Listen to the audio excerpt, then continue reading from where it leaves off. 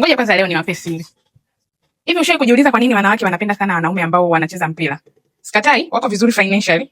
Yes, na wanawake wanapenda wanaume ambao wako vizuri kwenye kipato. Lakini ukiachana na kipato, kuna sababu nyingine ya ziada inayofanya hawa wanawake wawapende sana wanaume wanaocheza mpira. Sababu ya kwanza, hawa watu wako vizuri sana kwenye performance yao ya tendo. Unataka kukataa?